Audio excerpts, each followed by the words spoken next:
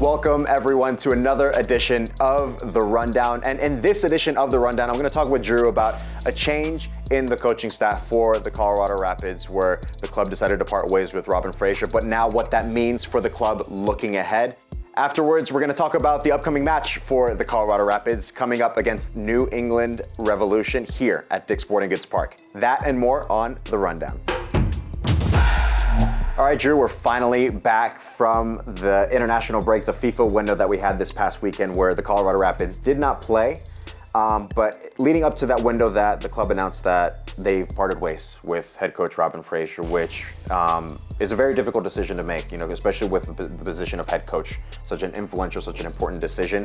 But now looking ahead, we have Chris Little at the interim basis that'll be taking charge of the team for the rest of the season. You having worked with Chris now for 2.5 years, both as a player under him in the coaching staff and now with him in the coaching staff, what can you tell us about Chris, his know-how, his experience, what he's going to bring to this team for the rest of the season? Super excited to see what Chris will bring to the Rapids. Obviously, a group of players, an organization that he knows extremely well.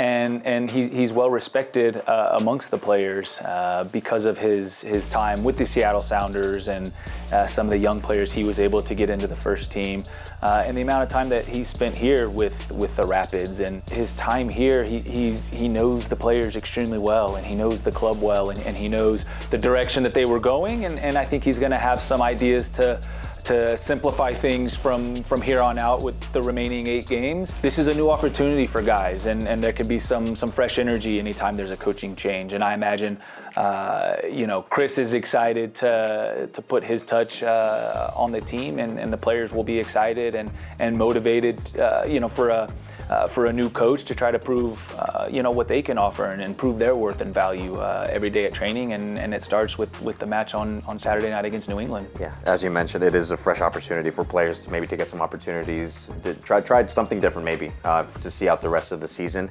And you mentioned the match coming up against the New England Revolution, who are up there in the Supporters' Shield standing, like kind of quietly, where other teams maybe are grabbing the headlines of sitting up their particular Cincinnati's and St. Louis.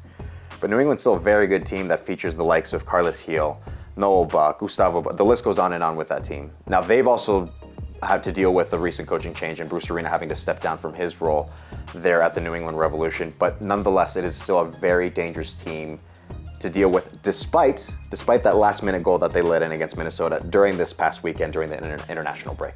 New England's a good team. If you asked me a couple of days ago where were they in the Supporters' Shield, I would not have guessed second.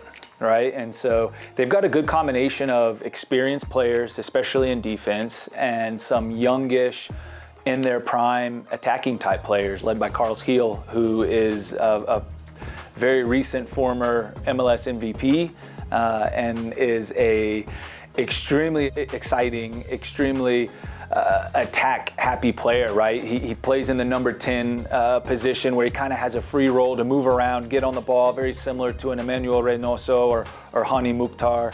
And he's got good players around him. Now, Gustavo Bo has missed a little bit of time, and I don't want to speculate. I'm not sure whether he'll be ready for Saturday night, but if he's on the field, he's been a dangerous goal scorer ever since he's come into this league. They have brought in Giacomo Vrioni from Italy, who has scored goals as well in that number 9 position.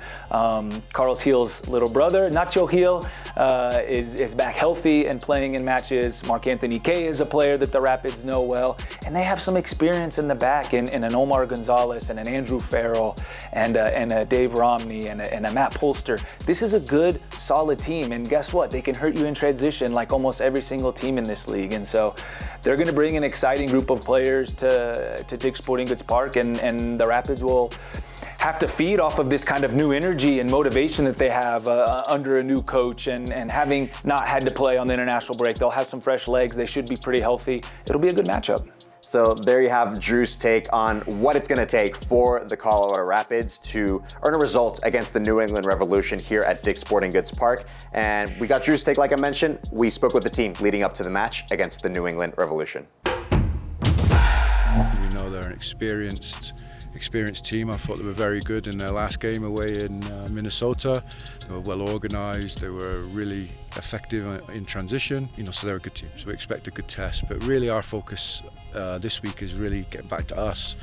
what do we want to see, what's the identity, the energy we want to bring, and we know it'll be a very difficult test for New England. You know, we know the attacking quality that New England has. Always a challenge to stop them, stop the quality players that they have on the ball. I think if we could do that, and we get back to the form that we've been in this building the past however many years, I think we'll be fine. So limit their impact players, limit the amount of time they're on the ball, and the amount of times that they're on the ball with time. Looking forward, if we can limit that, we'll give ourselves good chances, and we like our chances.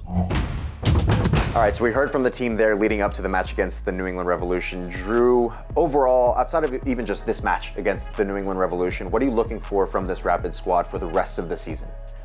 I think to simplify things a little bit, go back to your general principles, right? And I think that's been Chris Little's message to the team in the week and a half or so that he's taken over. Defensively, stay compact, take away the depth, and don't get hurt in transition, which is what teams look to do in the league these days, right? And in attack, just be direct, right? Simplify things a little bit, run in behind, play the ball in behind, try to get forward quick.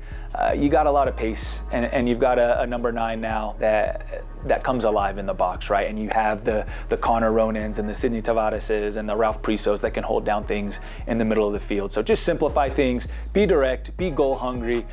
You've got nothing to lose right now, and I think the players will feed off of having a little bit of a break in the international window, having a new head coach in charge, and 8 games remaining. Go see what you can do, be direct, be simple, and enjoy your football.